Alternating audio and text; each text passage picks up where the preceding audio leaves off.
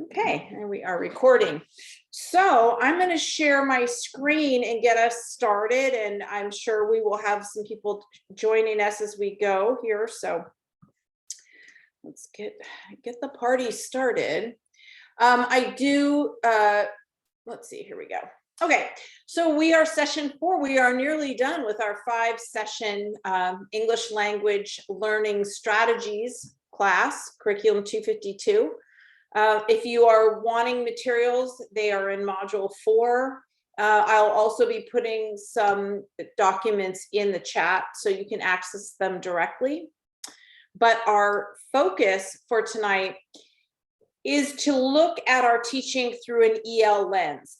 And again, excuse me, I realize that not all of you have English learners in your classroom, but I think that you'll find as special education teachers that some of the things we're going to be talking about tonight make a lot of sense for special education students. That if you could reach, you'd want to share some of this with general ed teachers and say, this would really work for my special ed student, whether or not they were English learners. So we're going to take a look at how we deliver our lessons, how we speak, and what we write on the board, things like that. And then also looking at our student assessments and how we might change them to make them more EL friendly, if you will. And it's not that we're asking anything different from our English language learners in terms of output, but we're changing the input a little bit for them, what we're asking them to read, for instance, before they answer. So anyway, again, I think this will make a lot of sense for special ed teachers, those of you who've got students mild, moderate level, SPED students. All right, so our agenda, we'll go over our learning objectives and quickly the TPEs that are addressed in this session, because there's a lot of them. Want to open the floor and see if there's any of you that want to either ask questions or have something you want to talk about with the homework, which was the chapter in our practitioner's guide. We're going to look at CDI teaching strategies. I'll talk about what CDI is. And as we familiarize ourselves with what these strategies are, how does your instruction, what you do in the classroom, compare or contrast to these CDI teaching strategies? I think you'll find that you do a lot of them, whether you know it or not. We're going to do a little sort of growth mindset small group discussion. I'm going to put you into breakout to talk with each other about these CDI strategies and what you do. We'll take a look at our assessments and how our ELs are kind of interpreting what we're asking them to do. We will be doing our final sort of dive into strategies that support ELs, and we're going to be looking at reading strategies or strategies that support them in reading comprehension, as well as strategies that support them in developing academic vocabulary. Okay, let's see.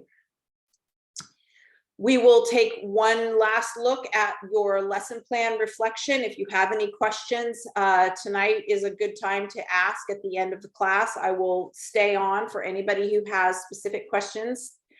We'll talk about the homework for next week and the Canvas formative assessment. And here, this last bullet, individual support, means I'm going to stay after for anybody who needs, who has any questions or needs additional support. So our learning objectives is to really understand what CDI is. And I'm going to, again, when we get to that slide, I will demystify our acronym here, what it means, but we call it CDI. That's how it's referred to. So we're going to look at the teaching strategies and our own instructional practices. We want to understand the adaptations that need to be made to our assessments to support ELs. We're going to be exploring reading comprehension strategies and supports for English language learners, as well as vocabulary and academic vocabulary acquisition. Again, all these strategies are going to work really well for all students, because all students are English language learners. So these work well for everybody. And then I want you to understand, which I believe you all do, but just in case, our summative assessment for 252, which is that lesson plan reflection, okay? So there's a document. I don't need the whole lesson plan. One of you turned in the entire lesson plans along with the document, which is fine, but I don't need your lesson plans. I'm just asking you to cut and paste from your lesson plan. So, but I want to make sure that you are all clear on that. So TPEs, when we look at our teacher performance expectations and we talk about supporting our students in their understanding of our teaching, what we're teaching, as well as in our assessment, we start hitting a lot of TPEs, especially in 3, 4, and 5. So you'll see a lot of TPE 3, a lot of TPE 4, and TPE 5 in terms of this one, 5.1. And TPE 5 is all around assessment, right? So we want to design our assessments, formative, summative, diagnostic, all that kind of thing, so that our students really are understanding what we're asking of them, and so that we are getting a valid result, okay? Assessments, while they might seem kind of easy, they can be tricky because sometimes we're assessing, our assessment is not measuring what we want it to measure, okay? So, all right. So our homework review, I'm going to stop sharing in just a second so that we can see each other, I can see you better. I had you read chapter 5 in the practitioner's guide, and which really got into the weeds, as we might say, around the actual IEP team and what you do after you have all the pieces and parts of the assessment that you've done in the special ed assessments. Now we're creating the IEP for the student. We're having that meeting and bringing in all the experts, as well as the parents, potentially the student, him or herself, depending on the age of the student. So it's a meeting to design the individual educational plan. So that was chapter 5. And then I wanted to just see if there was any questions about formative assessment 3. The ones I've received have been perfect, where you're taking one of the standards from English language arts, and you're and then you're taking the standard from the ELD standards, and you are creating an IEP goal, a Lagos goal based on those 2 standards, kind of marrying them together so that they are reflecting a language goal for the student, okay?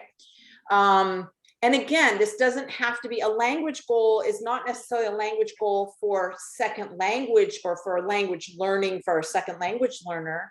It's a language goal for a student who's learning and developing their vocabulary, their ability to read and write in an academic register, okay? So let me stop sharing and see if there are any questions, thoughts, comments.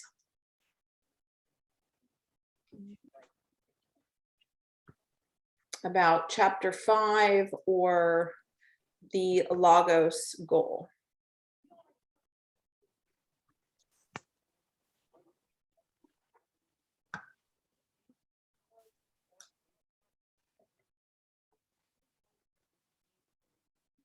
Okay, all right.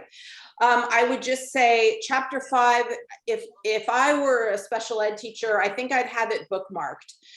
It really is clear, lays out the pieces and parts of a, the responsibilities of the teacher, not only for the special education teacher, but also for the EL teacher, for the, the kind of the expectations for the parents, and the support that the parents might need with translations and things like that.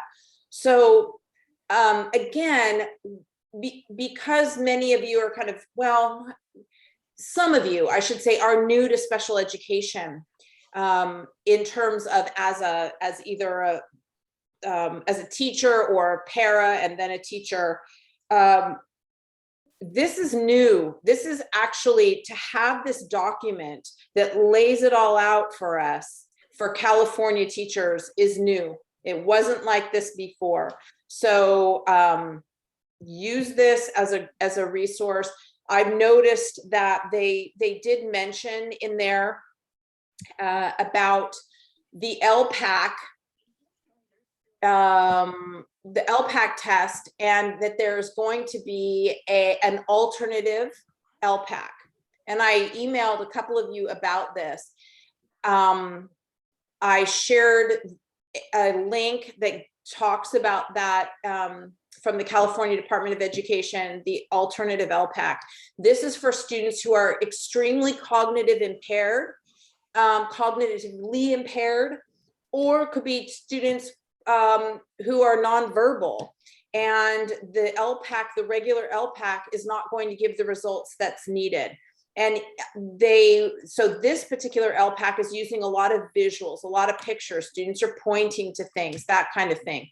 So they have, there is that is, that has been developed. And according to the California Department of Education, it should be in place for this spring's LPAC test.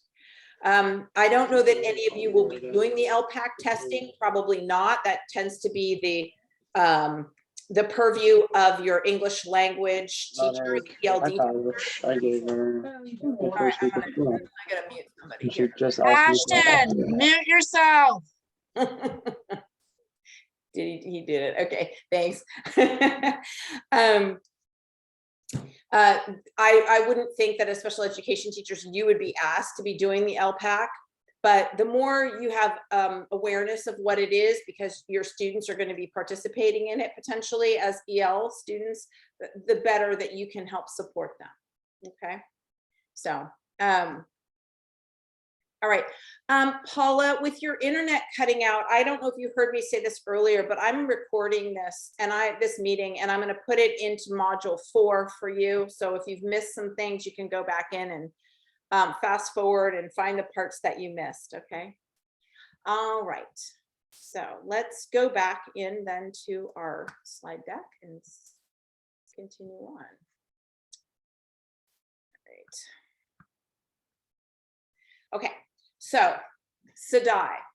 SEDI stands for Specially Designed Academic Instruction in English. Okay. This is a group of strategies that are used, kind of teaching strategies that are used to support students learning English. Okay. So it takes best practices in content area teaching and marries it with language acquisition. So you're teaching both content, your content area, and your and helping students who are acquiring language at the same time.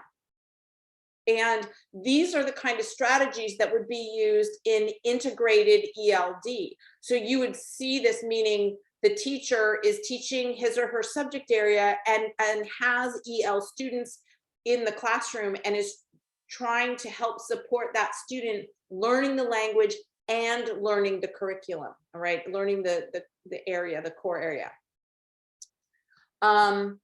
Special emphasis is placed on teaching strategies, okay, that provide contextual support for complex content area concepts and language. So there's specific things that are done that help a student understand, comprehend the complex content, okay?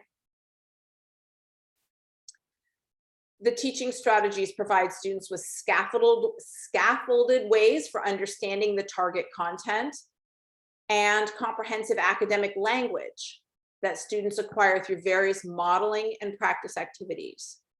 Again, you'll see that as special education teachers, some of you are doing this. This is what your job is to do as well, is to help your students, and you're providing scaffolding for them to understand the content that they're learning in their general education classes. These teaching strategies also give ongoing feedback on how well the students are learning the target content and language. And I think what's important here, I want to kind of call out, when we talk about ongoing feedback, often we talk about feedback to us, the teacher. And of course, depending on the age of our student and how, you know, what their disability is or how severe it is. Those of you who are mild mod, this feedback is very important for the student, him or herself, right? So when we talk about formative assessments or we talk about feedback, I like to think of it not only to the teacher, that's important, but I think I would argue more important is feedback to the student. How well am I doing? Am I meeting standard? Am I getting close? Am I learning? Because that feedback, and if they're seeing progress, that can be very motivating for students. All right, what I would like you to do, and I'm going to put these 2 links in the chat box for those of you who haven't opened the materials. I want you to take a look, and we're going to take about 20 minutes. You'll do this on your own, so you can turn off your cameras and all of that. I want you to take about 20 minutes and take a look at both of these documents. I want to talk about each one for a moment before I set you to do this. The first one here is a glossary of SEDI strategies. Actually, I'm going to get there first, and then I'm going to get here so that I can share this with you.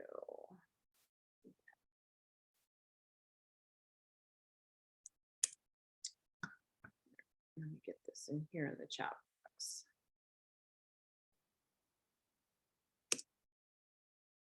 Okay, so that link I just sent you is this glossary of SEDI strategies. So it is multiple pages. You don't have to read all the pages, but in alphabetical order is a list of strategies that are SEDI strategies, all right?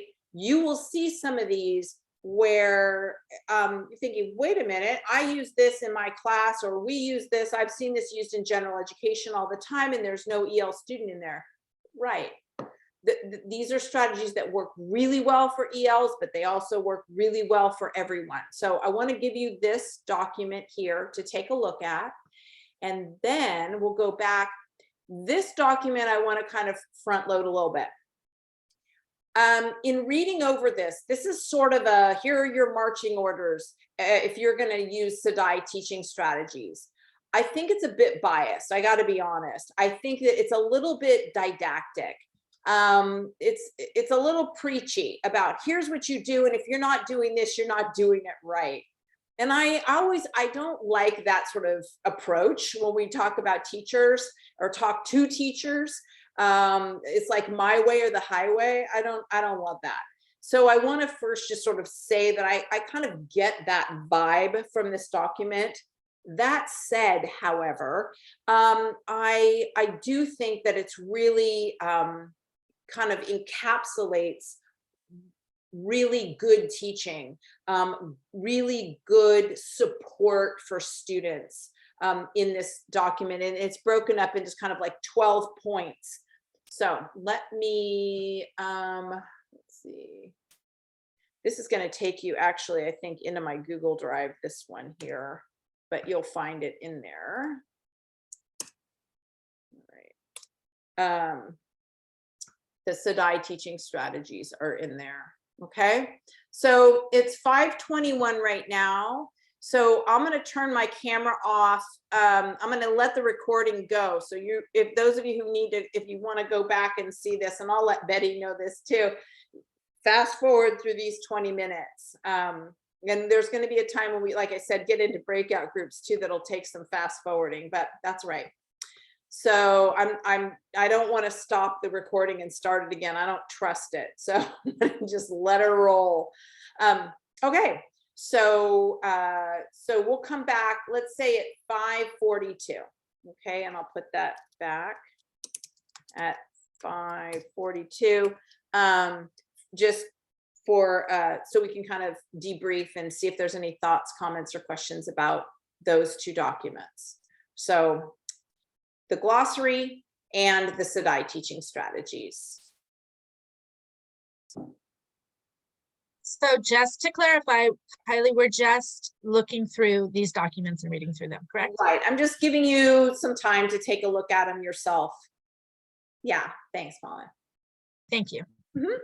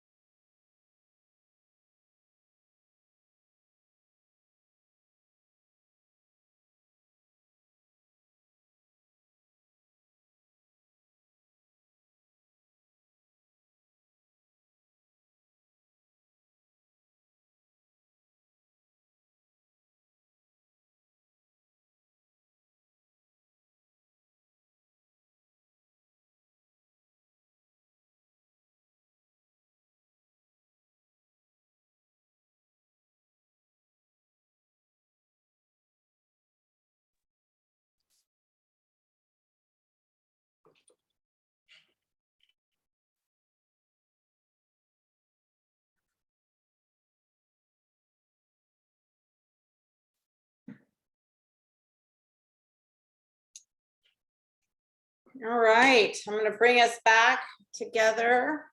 And I'm going to stop share here and just see if you had any thoughts or questions on what you read, either the gloss with the different strategies or the sort of description of how to teach SEDI in a SEDI way. I felt like it was something that I could spend a lot of time on. And thank you so much for sharing it. I feel relief just looking at it, because it feels like kind of some of my thoughts and experience, but colonized into a functional format, in addition to all the things that I need to learn and implement in a functional format that's easier to read and like, oh, this is such a cool idea. I want to do this tomorrow or whatever. Thank you very much. Oh, you're welcome. Yeah, it is. It sort of demystifies some of this, and you see like, wait, I'm doing some of this, and some of these I haven't done, but they wouldn't be terribly hard to implement and try them out. So, thank you. And again, these are things that work great for almost all of our students, right? They're just supportive strategies, whether students learning a second language or third language or whatever they might be learning English as, or they're just, you know, a regular old kiddo.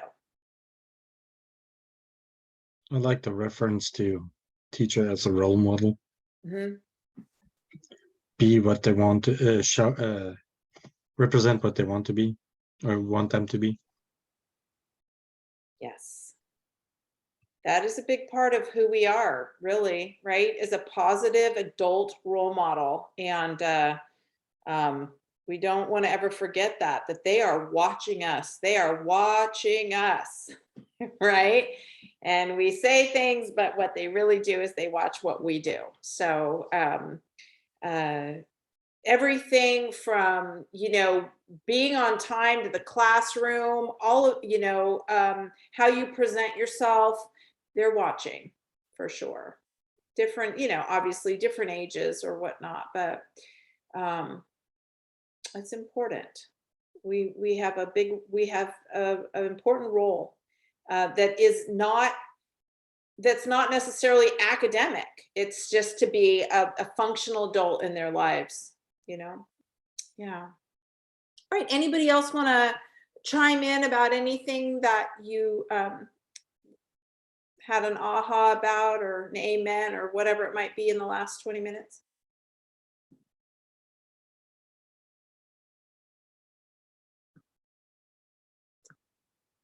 All right. So these materials are, of course, you know, you're welcome to them, and they are in your materials to print out if you're a paper kind of person, or download into your Google Drive so that you have it for future reference, that kind of thing. Or if you somehow need them someday, just email me and I will send them off to you if you have somehow lost where they might be. Okay.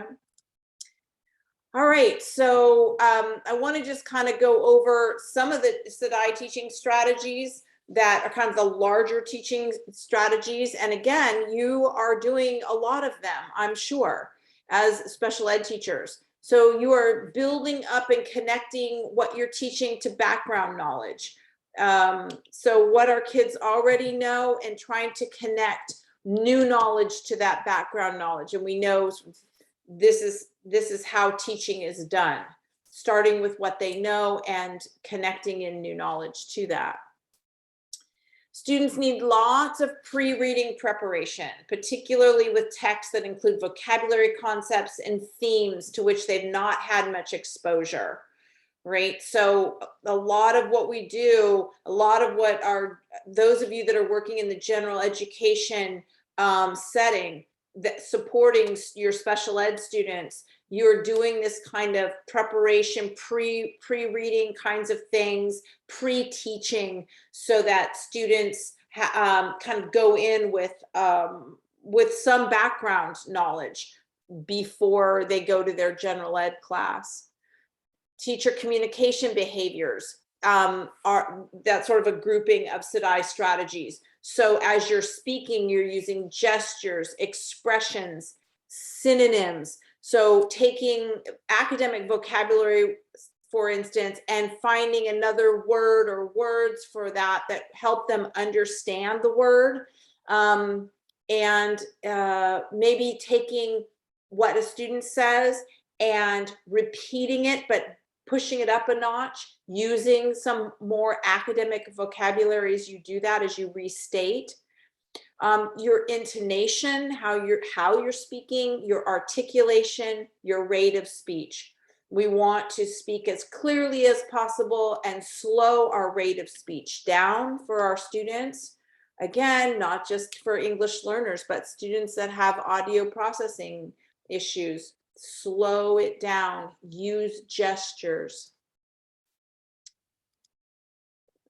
Visuals and objects are SEDI friendly, using photos, videos, realia, things that they can actually touch and see, can paint 1,000 words, right? And can make the academic language more understandable, comprehensible input, right? That they can actually understand. Modeling for them so that they can actually see. They need lots of models. They need models of language, how something should be phrased or spoken. They need models of work. They need models of behavior that illustrate target learning. So exemplars or models are, again, kind of goes back to that idea of a picture's worth 1,000 words. The more you can show students models of student work, so that they really understand expectations, that's so helpful. And for those of you who are new to teaching, you might have to be the student, right? You might have to model this yourself. You might have to do the assignment as if you were a student so that there is a student model, okay?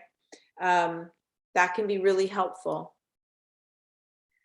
Using movement and multiple intelligence are SEDI teaching strategies, right? As well as for our special ed kids.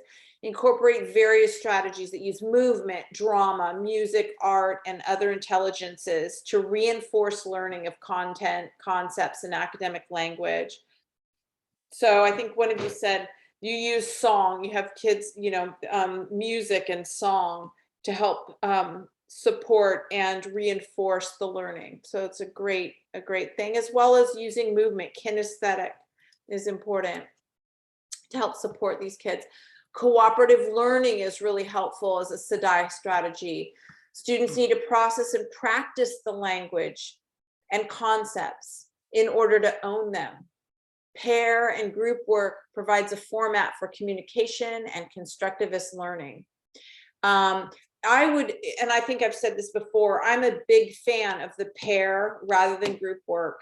You have to be careful with group work because you get kids that'll just kind of check out, and they, unless you have a really defined role for that student in the group, it makes it easy to kind of, again, to sort of check out.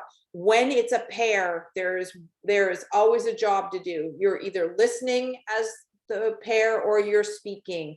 And listening might entail in some way capturing the information, whether it's through drawing or writing down in words something. But pairs can be very powerful and easy to manage. I mean, you can see what's going on.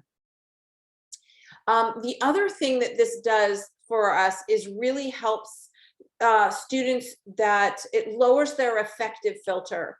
And I'm assuming you know what this is, but there might be some of you who don't.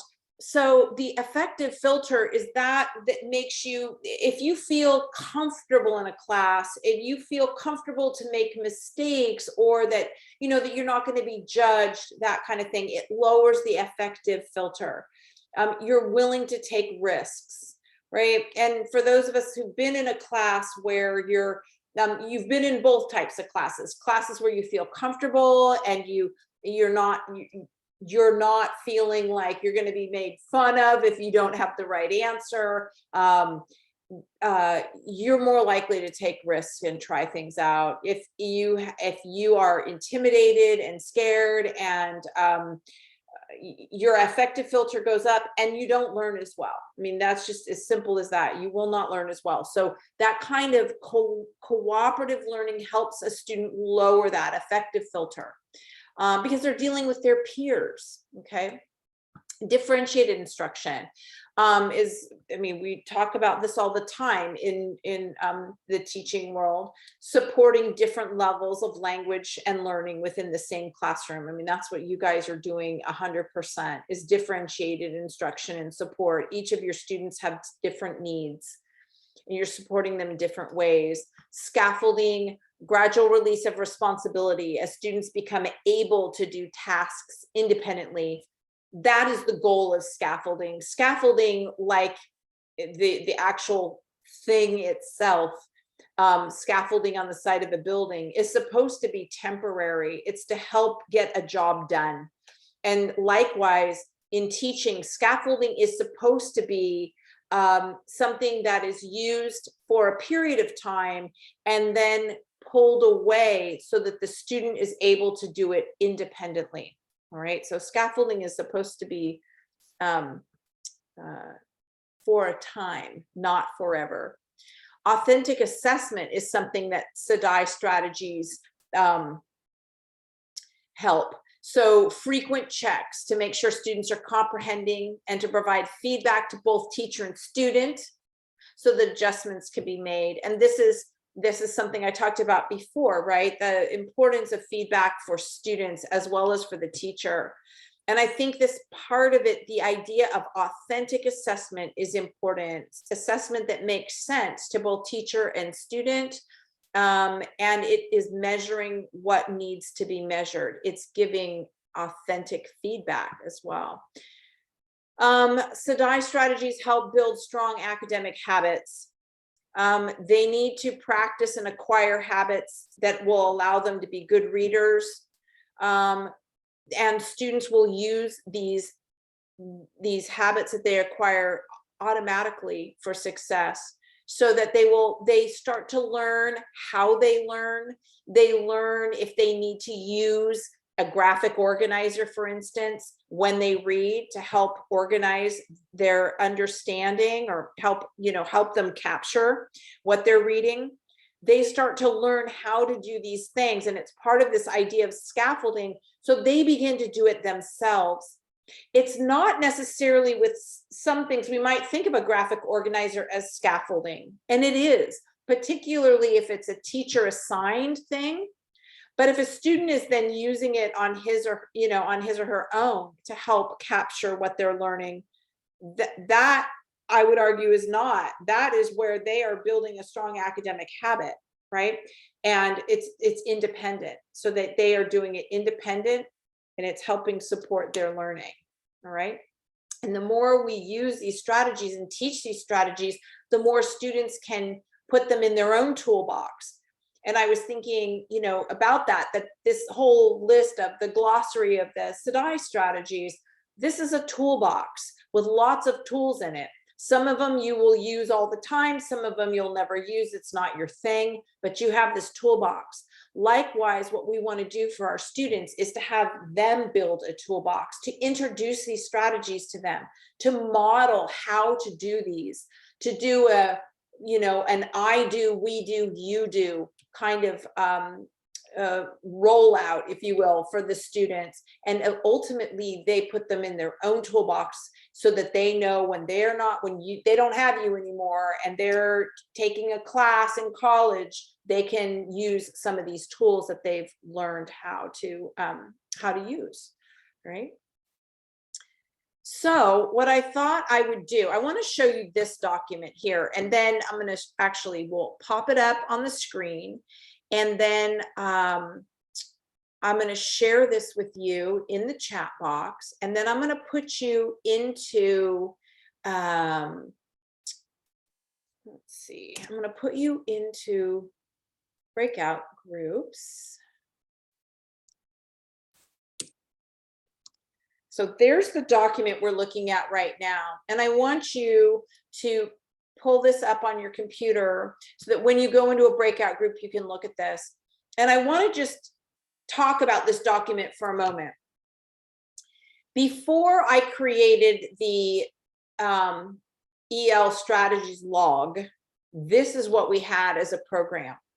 It was very prescriptive. It was telling you this is what you need to do, and your field supervisor needs, your practicum supervisor needs to be able to observe these things. And you can see, so this is a this observation log or observation form, and what were the dates that this, you know, this particular thing was observed, and then what specific evidence did your field, or I keep saying field supervisor, but your practicum supervisor, what exactly did they see? What did they observe? What evidence that fit these different categories? Okay, so here is, you can see it's a 3-page document, and in your small group, your breakout group, I want you to kind of take a look at this and discuss this. What do you do? What sort of these things do you do already in your classroom? What sort of things do you think you want to, is there an area here that you sort of see as an area for growth for you that you'd like to kind of focus on? Maybe you feel like, oh, adjusting speech register. I know that I tend to talk a little too quickly. I want to be able to address that with my students. And I know that I tended, when I talk go to the board, I'm talking to the board as I'm writing on it. My students can't see my face, can't read my lips, whatever it might be. So just things, that areas that you think you're strong, areas that you think could be an area for growth for you. We don't use this anymore. I'm one who, in creating that EL strategies log, I'm one who says, what works for you? Let me give you a menu of strategies. We'll talk about different ones. What do you think would sort of fit in your own toolbox, and put it on there. And I want to see evidence of use for one of them, right? We'll talk more about that at the end of the session, just to remind you of that strategies log, which is due next class.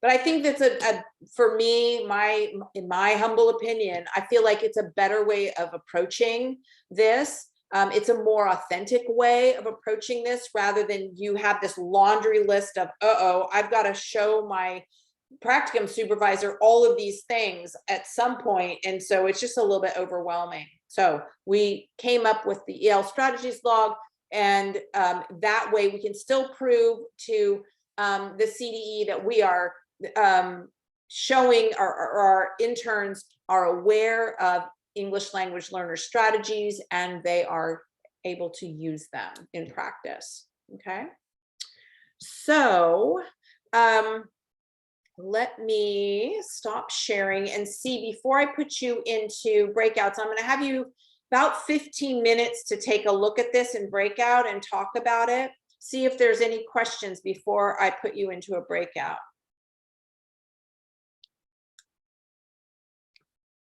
Okay. Okay, perfect. And I'll put in the chat, but again, I said like 15 minutes, and I'll let you know as time goes by. Let's see. Slide on.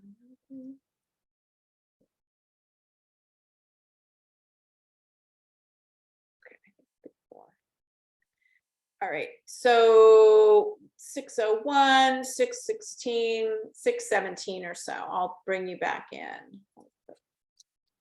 617.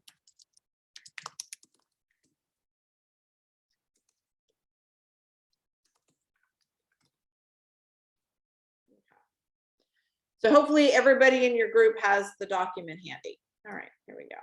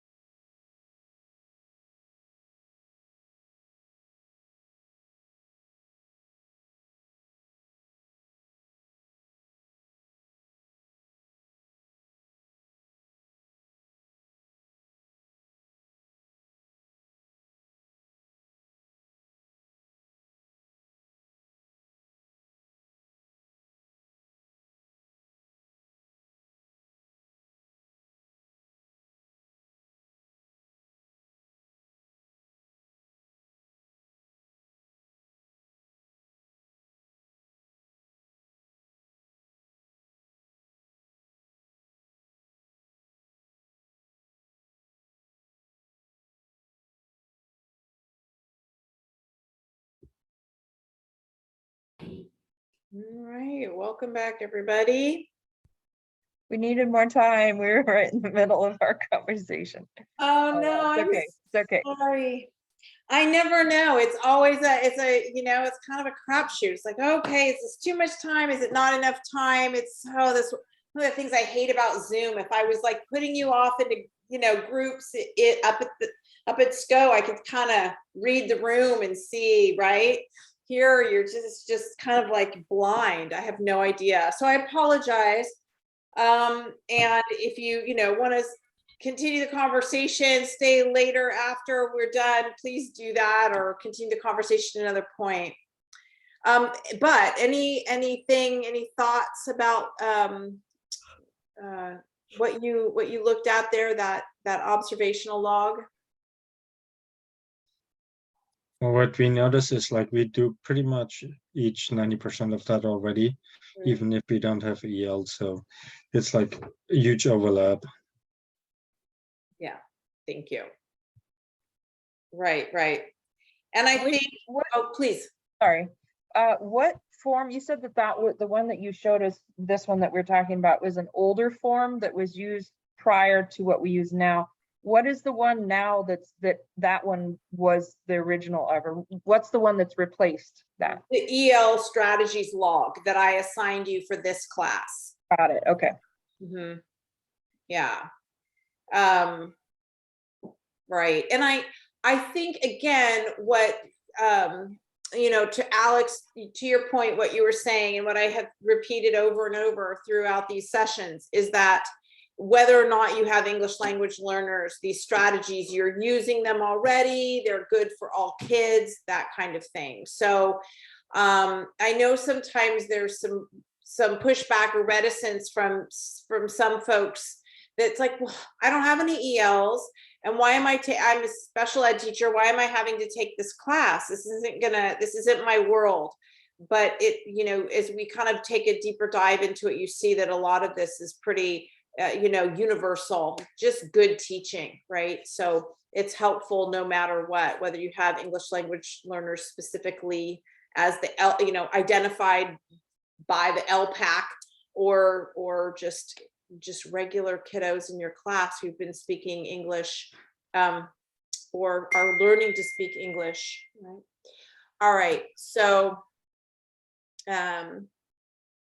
let me share my screen and we'll continue unless anybody had anything else. I mean, a lot of that overlaps with UDL as well. Yes, it does. Yes, it does. Thank you. Right. Which I mentioned in my staff meeting the other day, and a lot of the teacher looked like me, like I was being crazy or whatever I was talking about. They don't know what UDL is. Is that? No. Yeah, they don't. This is something where, and I will say, in education, right? And I've been in this game for over 30 years, that things come, things go. We have sort of new things packaged in different ways. And universal design for learning, in a way, is a little bit of a repackaging. It's differentiation in a way, right? It's differentiation, but in a way, it's where the student is choosing how they want to show what they know. So the onus lands more on the student than on the teacher to differentiate for the student. But the idea is the same in that you are you're allowing the students to kind of choose their own adventure, if you will. So that said, I think teachers get a little like, oh, what a new acronym, what is this nonsense, right? For the old guard. So it's the new buzzword right now, universal design for learning. And in saying that, I am in no way dissing it, right? I think it's fabulous. I think good teachers have been doing that for a long time, allowing students to choose their own adventure, and to play on one's strengths. So, I mean, I certainly know when I was a kid, I was allowed to do to show my learning in different ways.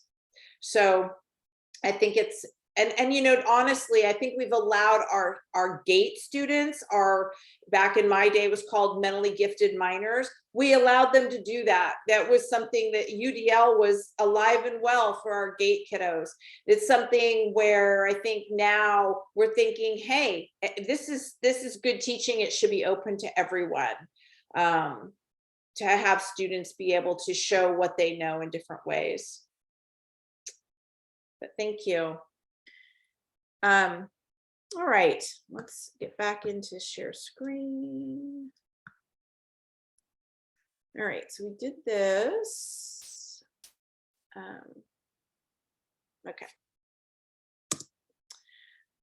So let's talk about assessments for students. We talked about strategies, the way we teach, different ways to support our learners, looking at those SEDI strategies. So let's talk specifically about assessments and adaptations that help support our English language learners. And again, they help support our special ed kiddos too. So one thing is to provide a word bank or a specialized glossary containing relevant vocabulary. That's one way we can help our students. Let students use a word wall for assistance. And we're going to take a dive into word wall tonight, talking about what they are and then how best to utilize something like this. And it's not just a big bank of words on the wall that sort of live there. So it's about using them. All right, adapt the, excuse me, adapt the number of items to be completed. Again, this should be right up the special ed alley. These are things that you do. And so students aren't completing all of it. They're completing some things, but still showing mastery. The expectation is still to, you know, for them to be able to show what they know, but maybe not do as many, right? Adapt the amount of time for completing a task and break the task into manageable chunks. So these are things that will help for assessing what students know. Read directions and test questions aloud. Consider rephrasing for ELs when appropriate. So, you know, repeating or rephrasing for them. Providing sample problems for each task type. Include pictures and graphic organizers used in lessons. So if it's been used in the lesson, to use it again in the assessment can help spark their memory. They've seen it before, they've used it before. Provide sentence stems or writing frames for students. Again, these are simply frames or sentence stems, so it helps kind of get them started or gives them a direction so that they can show what they know. Let students show mastery via verbal response, hands-on activities, models, visuals, displays, sorting, AKA UDL, right? Students actively involve students in assessment, self-assessment, co-creation of rubrics, differentiated scoring can help. One score for content knowledge and another based on language skills. I really like this idea for English teachers that we're not, that we're kind of, we're differentiating what a student knows and then how they are able to express what they know. If they struggle with that written expression, particularly, that we, you know, we take that into consideration. So I think that differentiated scoring is helpful. And actually, let me go back to these. You know, a lot of you already do these sorts of things, but let me say this as a general ed teacher, and I look to my special ed teachers as my colleagues, my special ed teacher colleagues, I should say, as the experts. And I look to them for instruction and help. So as you are using these strategies, share them with the general ed teachers. Maybe do a little lesson at a staff meeting, a faculty meeting, about ways to support special ed students.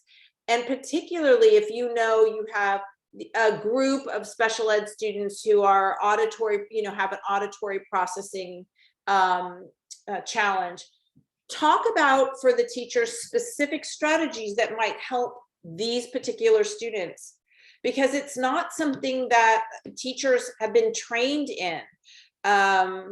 And particularly, or well, they haven't. If they were trained recently, yes, but if they were trained years ago, no.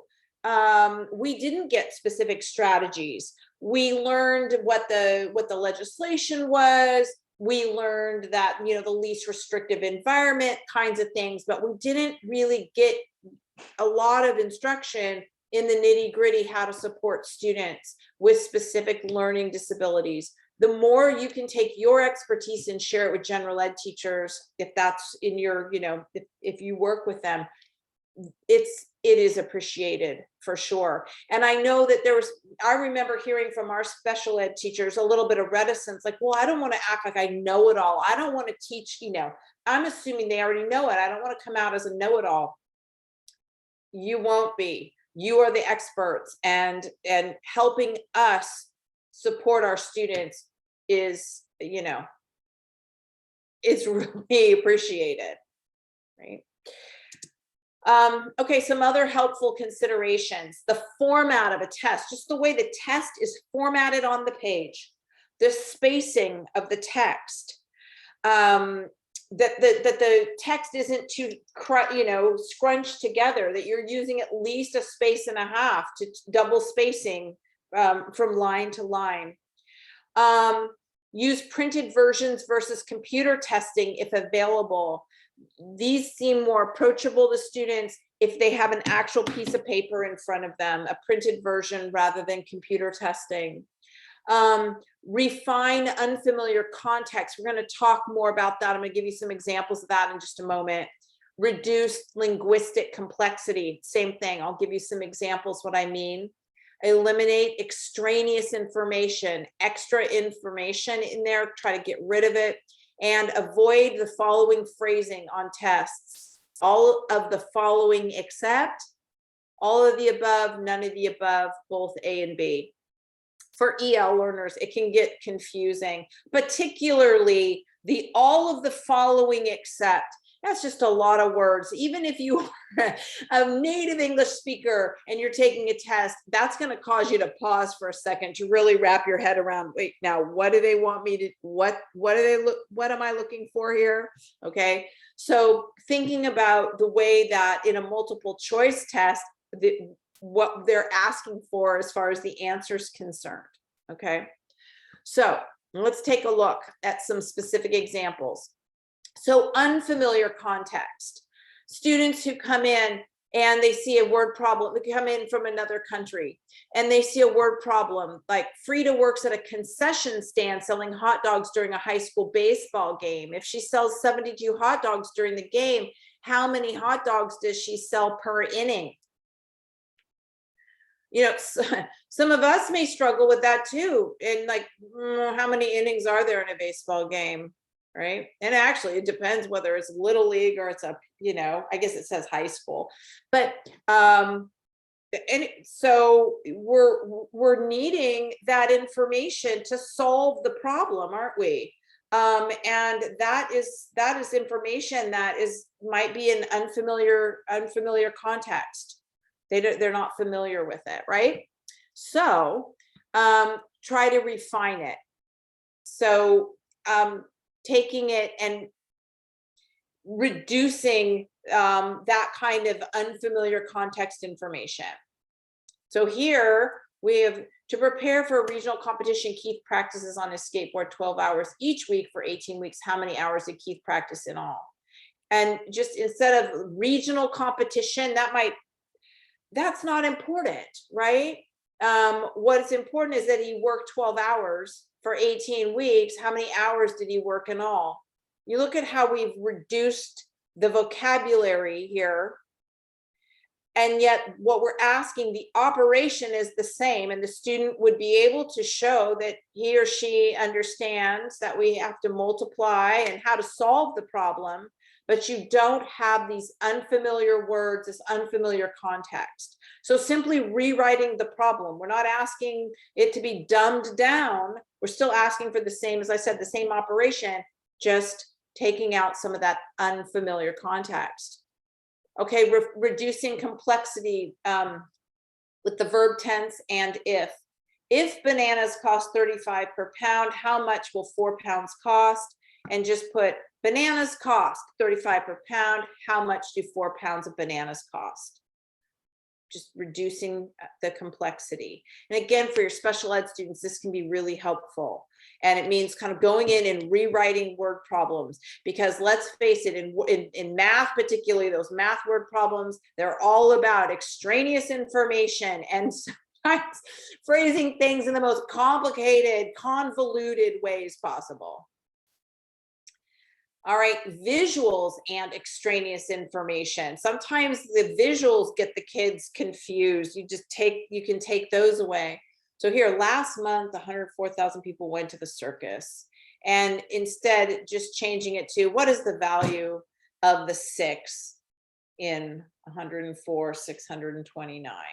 All right, so you're getting rid of the picture, getting rid of some of this extra information, and you're asking for the base knowledge there. All right, so those are some adjustments that can be made in the, in testing for your students, particularly I think with a real eye to word problems and mathematics, but certainly other kinds of tests as well, the kind of questions that are being asked, the complexity of the vocabulary in the question itself, the length of the sentence or sentences themselves, that can be simplified while still expecting the student to have the same understanding, same knowledge, same mastery of information. So I want to go in and talk about some strategies for helping support reading comprehension. And this is something a lot of our students struggle with, EL and otherwise, right, is reading comprehension. And the way we're going to kind of look at this is strategies for before reading, kind of pre-reading strategies, strategies for during reading to support students while they're reading, and then strategies to help for after reading to kind of bring it all in for them and help them process the information. Okay, so I know this is going to look familiar to you, some of this, right? Like the KWL chart. So let me just click on these here so we can take a look. This is something that a lot of people use, the KWL strategy, which is what I know, what I want to know, and what I learned. It's a way for students to organize information. And with the KWL chart, with what I know, this is a great thing for teachers to do as an into activity before reading. It allows the teacher to understand what the kids know as well as what they don't know. Sometimes what they know is incorrect, so it helps you kind of gauge where they're at, what you need to clarify, or that kind of thing. And it gets them, what do I want to say? There's a word for this. Now I'm blanking, but it allows them to get that information in the front of their head, like, this is what I know, and now I'm going to be attaching new knowledge to it, right? So that's a really important cognitive exercise. What do I know? What do so that I can start attaching new things to it, all right? And then what do I want to know about the subject?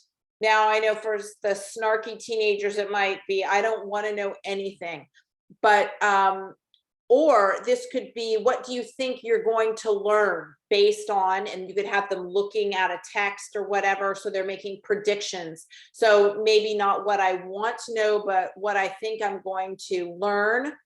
And then this is also something for post reading, what I learned, okay? So, all right. Oh, Alex, I love it. I've heard the citizenship test is ridiculous. It is really hard, and that most of us would fail it. Most citizens would fail it. So yeah, it's funny. Anyway. So KWL chart. Jigsaw, it can be really a great tool for teaching. And I'm gonna just play this short video for you, watching a teacher having her students jigsaw. But we talked earlier about students working together, working collaboratively, how it lowers the affective filter, allowing the students to become an expert in a particular, on a particular problem or something, and then teaching other students. And we know that if you can teach it, you know it. So to have that as part of the process, the learning process, is to ultimately be able to teach it to someone else, means that you've really learned it. So we'll take a quick look at this video here.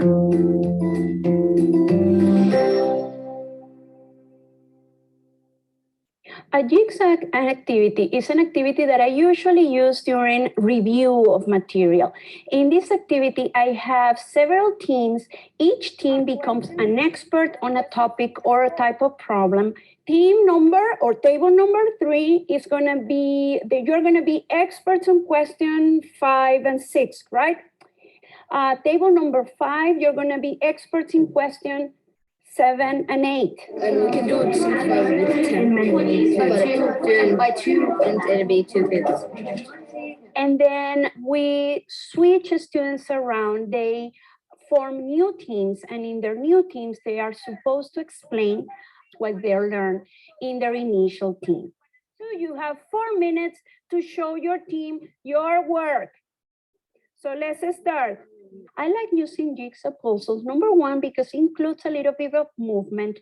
Also, students are accountable on learning very well a topic, and they feel that they are experts on something. They can explain to others what they learn, and they give them some type of self-confidence on the material. So it's funny, I have this listed in as I think I have it listed in as a pre-reading strategy. Yeah, before reading. If you were going to use a jigsaw before reading, I would have them where you'd be having something that is relevant to what they're going to be reading, but isn't the reading itself, where they would be jigsawing it. They're each taking a paragraph and reading it, and then as a and then going out and sharing it with their new group, what they read in their home group, what paragraph. I don't know, actually, as I'm thinking about this, it's a weird place to put it as a pre-reading strategy. I would actually, I love using it as a reading strategy, as while they're reading, where it becomes a way that we read something, not literature, but nonfiction, and breaking it down for, so that each one reads a paragraph, sort of a thing. Okay. And then reports out. It's a way for them to get a lot of reading done in a short amount of time, because they're not having to read the whole thing. It's being reported to them. So I like this strategy a lot. I think, though, with students who struggle with reading, it's not great. I probably should take this off, other than it's a great reading strategy when you have pretty strong readers. I don't know, for ELs, she's using this in math. So for math, I can see this for sure. A picture walk. I love this idea. Using this, we talk about using visuals. So prior to reading a fiction or nonfiction text, you have pictures up or other graphic elements that kind of give a hint about maybe what the reading's about. And then you can have students, you can question them or prompt them to make inferences about what they think the text is going to be about based on the pictures. And the reason why this is such an effective strategy, besides the fact that you're using visuals, is that when we give students a reason to read, something to read for, a task, their comprehension is helped. It supports their comprehension. They're looking for something as they read. So having them make predictions based on pictures, let's say, or you could even use, depending, you could use quotes from the text and have them predict what they think it's going to be about, helps in their reading comprehension. Okay. Now SQP2RS, this is a strategy that is used for the whole, kind of like the KWL chart: pre-reading, during reading, and post-reading. And I think this is particularly helpful, this strategy, for students reading a textbook. Okay, let's say they have to read a chapter or a part of their biology book. So we have them first survey the assignment, take a look at what they're reading, the title, the headings, the pictures, the bold print, italicized words, captions, things like that. And then another strategy in this is to turn the headings into questions before they read the selection. So they generate this list of questions based on the headings in the chapter. Then they predict 1 to 3 things that they expect they're going to learn from reading the text, based on the questions that they've created, looking at the pictures. What are their predictions? Then they read the selection and look for answers to the questions that they created based on those headings. And then they respond to the questions that they generated. They determine, were those questions answered in the text? They develop new questions. They continue surveying.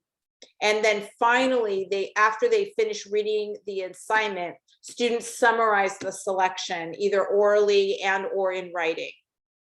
This is a beast, this one here.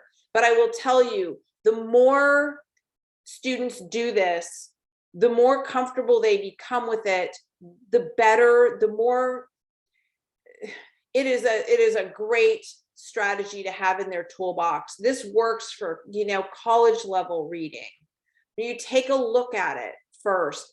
It's a great study technique when you're trying to, learn the textbook, if you will, where you've turned those headings into questions so you can quiz yourself on it. Do you know the information? Okay. It's a great strategy to have. And they teach this kind of thing in AVID, which is teaching students how to study, right? Study skills. This is the kind of thing that really can help them. And this is something that has to be modeled. It has to be put, into small steps. You do it with something really simple at first to introduce this, have students practice it, but you're doing it with them, doing with them until, finally you can kind of pull away that scaffolding where they can do it themselves. But this is a good one. All right. Then the during reading, some strategies, the wrap, which is reading and putting into your own words, or reading, asking and putting into your own words, I should say. So they read the text of the story, then they generate questions. They ask, what was the main idea? So this is done, after they read, what was the main idea? What are the supporting details? And then they put the main idea into their own words. This, for a lot of you, you should recognize this, that this is often what a graphic organizer will have students do. Excuse me. Where it may ask questions or have students answer questions around the main ideas, the supporting details, and then they summarize it, right? So in here, and I'm not gonna belabor this, you can take a look at this yourself, but here it gives you sort of an idea, and here you've got something that looks like a graphic organizer that would help support this, right? Okay, and then there's some sentence frames that go with this, right? So the wrap, the read, ask, put in your own words. DRTA, direct reading thinking activity. This is another one that's helpful for students. And it helps them with reading and critical thinking. So this is something that you have to really plan ahead for, because you're taking, as a teacher, you take the reading and you chunk it into little chunks for the students, and you have kind of prepared questions for the students that you're asking as you're going through these chunks of the reading. Okay. So I will, so yeah, I'm going to let you kind of get in there and read this on your own. If you decide to do that, make sure you log your time for independent learning for your ISP. So if this is something you think you might use, I'm not going to go into this in great detail, because I feel like some of this is a little, well, I don't know. I was going to say a more sophisticated strategy. It's not so much, but this is pretty teacher directed. The directing is happening from the teacher, directing them to make predictions and that kind of thing, right? Okay. So in-text questions, this is exactly what this sort of sounds like it might be, where students answer teacher constructed questions about a reading selection as they read it. So the questions are designed to guide students through the reading and provide a purpose for reading. So you've got these in-text questions. Now, here's the important part that I think a lot of times doesn't happen. Students preview the in-text questions first. Meaning, if a teacher, and I've seen this many times, teachers give students a reading and they're like, here's the questions that go with it. Ready, set, go. And the students are reading along, and depending on how good or crappy the questions are, to me, why I say crappy are those questions that are there where the students are just reading to answer the questions, like it's right there in the text, and they're not processing what they're reading. They're looking for the answer, you know. And when the questions are asked like that, they're no good. They're teaching students to read for these crummy little answers. But if these are well done questions, still you ask the students, you have them look at what they're going to be reading for. They preview these questions first, and then they go and they read it. Okay. It helps them in their reading comprehension, because they know, oh, okay, I kind of know what this is going to be about a little bit based on the question preview. All right. Then they will answer the questions, and then, you know, you could extend this and have students review their answers in a small group or with a partner. And then share with the whole group, that kind of thing. So in-text questions, we're very familiar with this, but not, I think the step that's missed a lot is in the previewing of those questions before we start in on the reading. This one, these graphic organizers, this page is one of my favorites, I have to admit. It's beautiful in its simplicity. Okay, I'm gonna make this bigger. We talked last time about text structures, and this is just a very simplified, usable, user-friendly way of looking at this. Our students are often asked in junior high, high school to write essays that reflect these kind of text structures. They also are often reading something that reflects this kind of text structure, where they're reading about a certain sequence, or they're reading something that's comparing and contrasting, right? And for them to be aware of what exactly does this mean? What is the definition of this structure? What are some of the signal words that I might come across that will kind of signal me that I'm in this text structure, like a sequence, first, second, third, next, that kind of thing. Then what are the sort of some graphic organizers, if you will, that support this for sequence, a timeline, first thing, second thing, third thing, or steps. First you do this, then you do this, or a cycle, right? In science, certain cycles, the water cycle, for instance, so that they see a visual of what this is. Then there's some summary questions that help support that concept, as well as paragraph frames. So this can be really helpful for those of you who are supporting students in these different kinds of text structures: cause and effect, problem solution, compare, contrast, sequencing, and description. Okay, so it's a nice little document. Again, I wouldn't give this whole thing to a student, even though it's just a front and back page. You would look at one particular, text structure and really dive into it and explain it and that sort of thing. Teach it. Okay, so text structures. After reading, so the students have read and now they're sort of processing the information. This open mind diagram kids really like to do, where each person in a group of 4, it doesn't have to be a group of 4. It could even be done by a single kid, but the way this was written. So each in a group of 4 uses a different colored marker to participate in a poster creation. The students draw a shape of a head, and inside the head, they write words or quotes from the text, symbols, pictures, and the words can be made into pictures of parts of the face if they want, so they can create the eyes and the nose with words and things like that.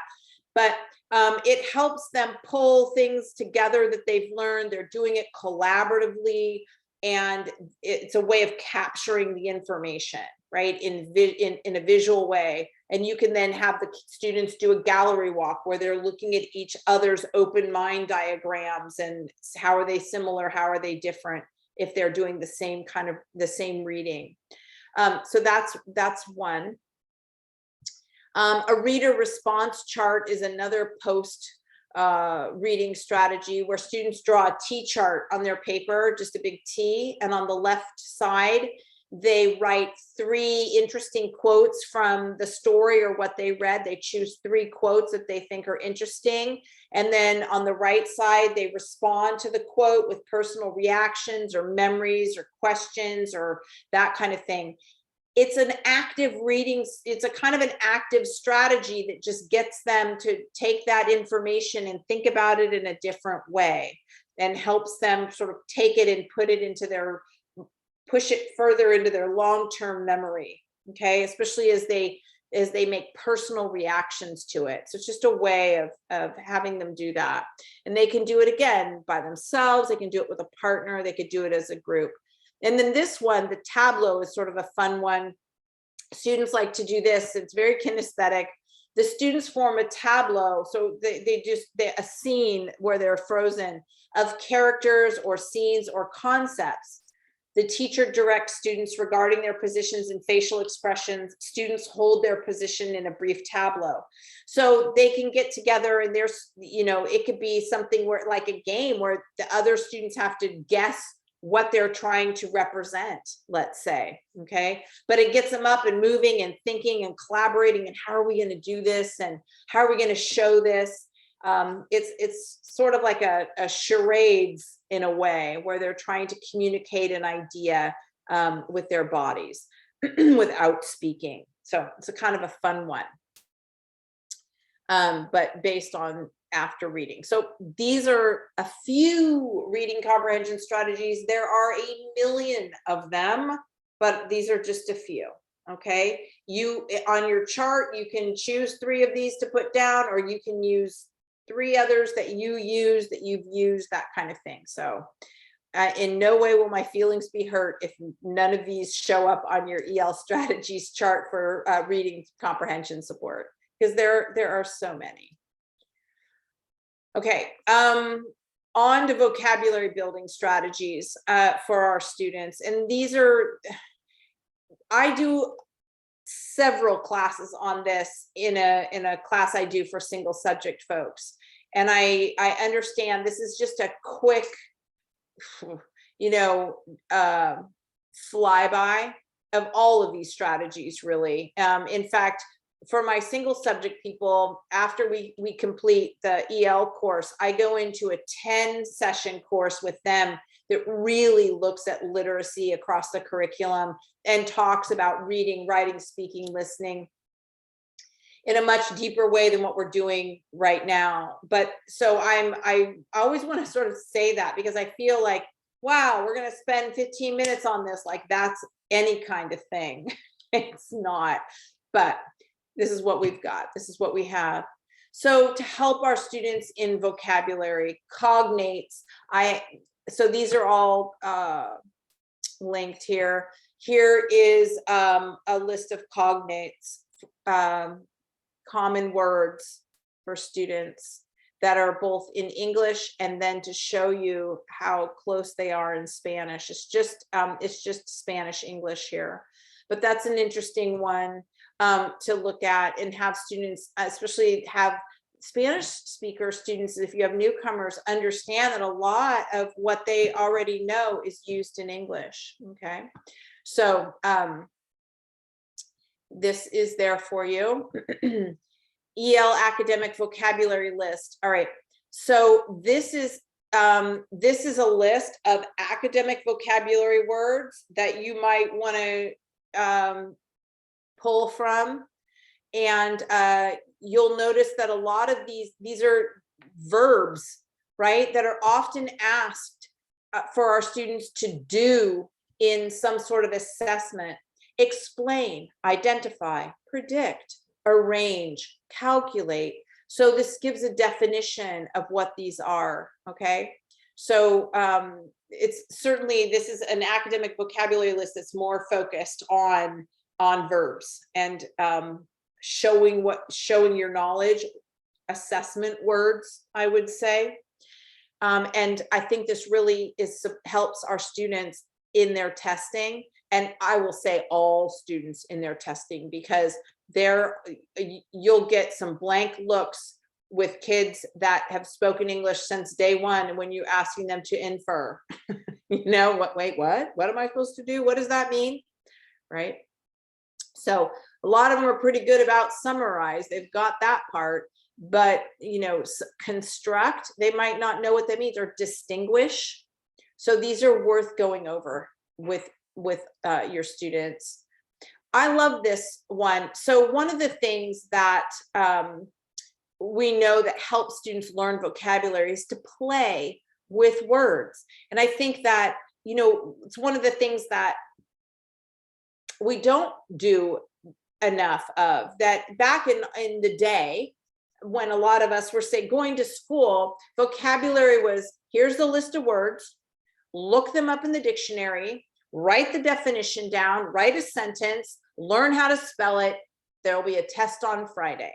Okay, that's not a great way to learn vocabulary words, using flashcards and just drill and kill. Using words in games, making learning vocabulary fun, and just playing with words and being playful with words is a great way of approaching vocabulary learning. So this is a little vocabulary review dice game. So let's say you've introduced 5 to 7 words to your students, and you should never introduce more than that. You know, no more than 7, 5 to 7. That's the sweet spot, not 20, right? So they're playing this game with a die, and depending on what they roll, they have to do that for a particular word. Okay, you can play this whole class, they can play it as a group, and it's just kind of fun. Okay, so that's the vocabulary review dice game. A word map, this is a graphic organizer. This is going to look pretty familiar. It's a way of capturing what a word means and kind of playing with the word. This one's pretty detailed, because you're looking at, you know, the part of speech, if it has a prefix, an antonym, a synonym. So this one is pretty detailed. All right, here's another one that is very similar, right? It just looks different. They write the word here, and then they draw a picture. What is the root, the prefix, the suffix? So you're obviously going to have to teach some of these concepts potentially to them so that they understand what you mean by a suffix. But it's a way of capturing a word. And then the Frayer model is something that is used a lot, where a Frayer model is a simplified version of what we just saw, where you're basically dividing it into 4 parts. There's 4 parts to the Frayer model, and you take a word and you like make 4 squares on your paper, and 1 square you're writing the definition of the word. Either the teacher gives the definition or the students use their own, you know, they put in their own words. You give examples of the word. You give non-examples of the word. This is, so, you know, if the word is extensive, you might write large, big. Those are examples of the word. So synonyms, non-examples, small, narrow, that kind of thing. And then some sort of either characteristics or illustration of what it means. So you could have them, this 1 square could be drawn out in some way. All right. Another way, there's alternate ways of doing the Frayer model. So you can read through this and see what different spins are, kind of a riff on the Frayer model.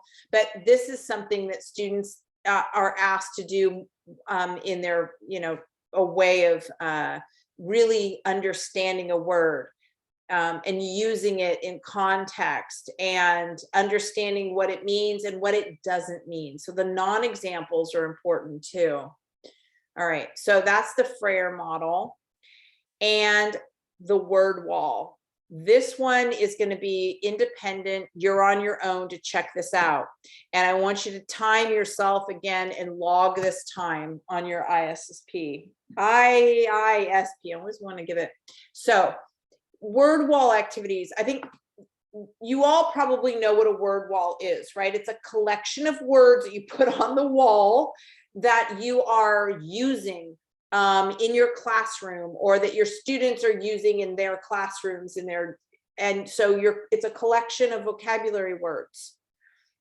But that is just the beginning of it. It's what you do with your word wall that makes all the difference. So we have these different activities that you do with the words. So you have students, let's say, alphabetize the words. You have the students play baseball with the words. It talks about how to do that here. They can play basketball with the words. They can categorize the words. They can play charades, flashlight, guess my word, hot seat. So there's all these different activities that they can do with the words on the wall. Again, that's where the key lies. It's not just, I've got a bunch of words on the wall, I have a word wall. Great. What are you doing with the words? All right. Now, after you take a look at those, there is a slide deck here that was created by Tracy Dennis, talking specifically about the interactive word wall, right? So word wall, but what do you do with it? So you can click through here and read through. What I like a lot, I'm just going to go really fast here. So she talks a lot of different things about word walls, but she also has examples of word walls. So I just want to kind of show you everything from elementary school kind of word walls to this, you know, this might be something in a special ed classroom. I really like the words synonyms and understanding how a word can go from kind of basic words to more academic words. Okay, words that they would use in conversation down to things that are, oh, it's chilly, it's frigid.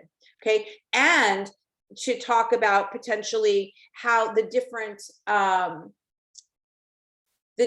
connotations of words, that some words have more intensity than other words, right?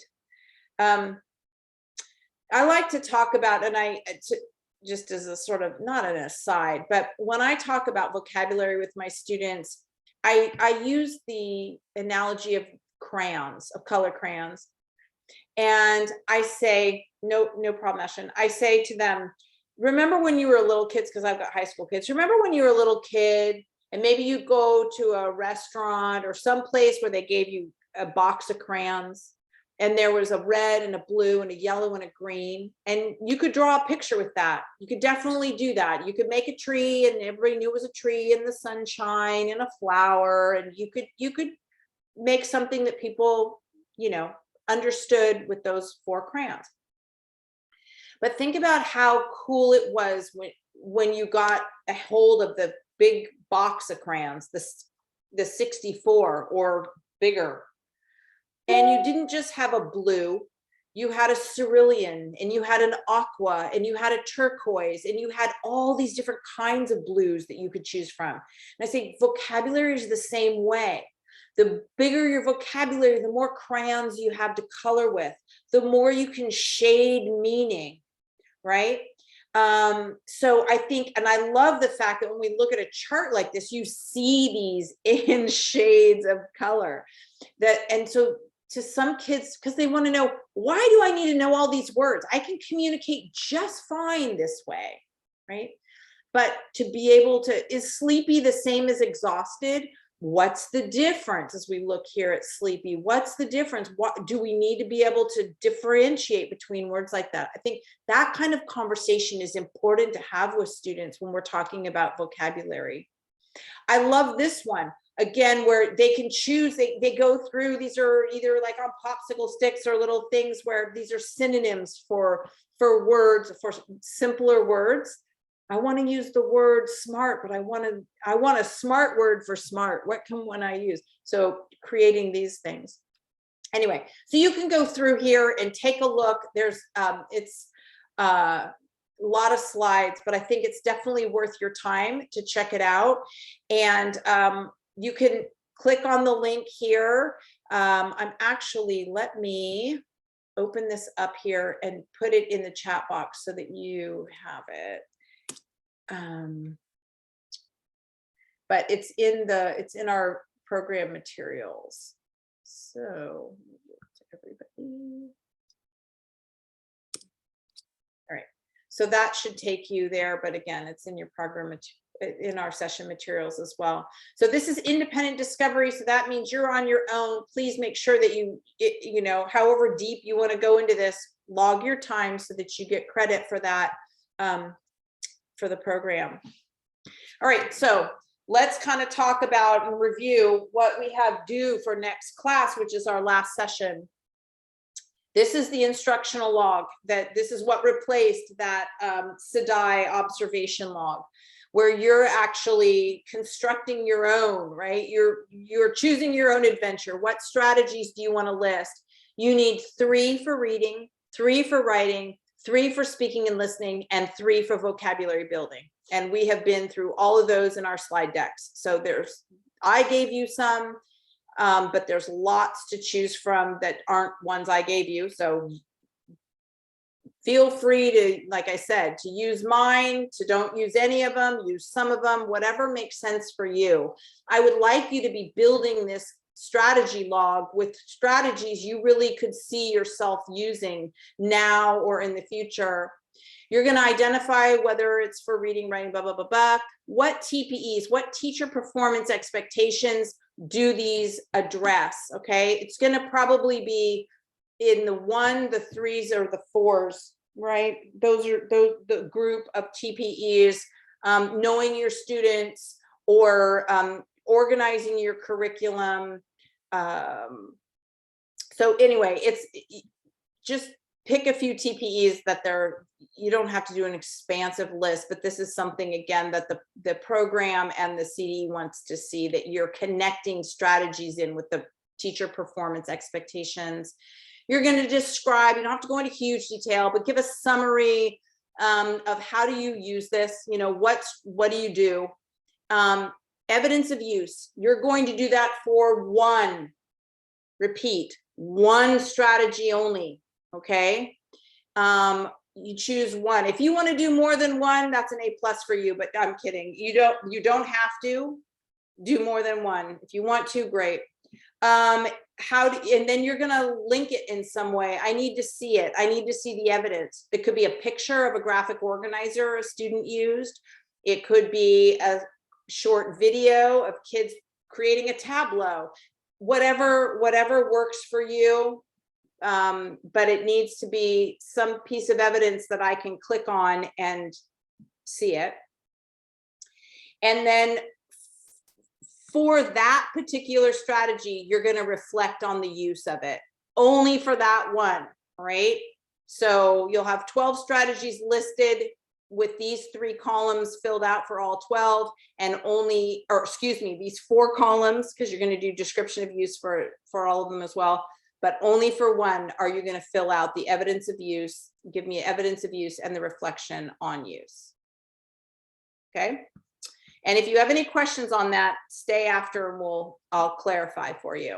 This slide just kind of tells you what I just told you, but this is the visual of it. So it's there for you. The directions are there in module 2. That's where I first introduced this log. That's where the directions are as well. Next class, your lesson plan reflection is due, right? And it's filling out this document that was in session 3. So it's also in this slide deck linked here, so you can get a hold of that. You're going to fill it out and then you're going to upload it into Canvas. A couple of you have already done that. You're going to do your Canvas response, it's in Canvas, obviously. And what I'm asking you to do is, based on what we did today, what resonates with you? What strategies might you add to your planning, instruction, and assessment that would support ELs? How does this content we explored in session 4 address the following TPEs? So I'm asking you to respond 7 to 10 sentences to, 1 or more of these questions I ask for the writing task. Okay. But that's of course in Canvas. And for homework, which this is the last bit of homework, right? You're going to complete your EL's support and strategies log. You're going to complete formative assessment number 3, which was the Lagos IEP goal. Some of you have already done that. Great. But the rest of you need to finish formative assessment 3. You'll do formative assessment 4, which is tonight's, and then complete that lesson plan reflection. And anything else that you're missing needs to be finished by next class, because you're going to be starting in on another set of classes after this. So that's what you have in front of you to do. And we will meet again next Tuesday. And next Tuesday's class will be probably a little bit shorter. And we're just going to kind of put all these pieces together where we talked about, the students and planning for, planning instruction, and then the path forward, going forward with your teaching. Okay. So I'm going to stop sharing here, and I'm also going to stop the recording. And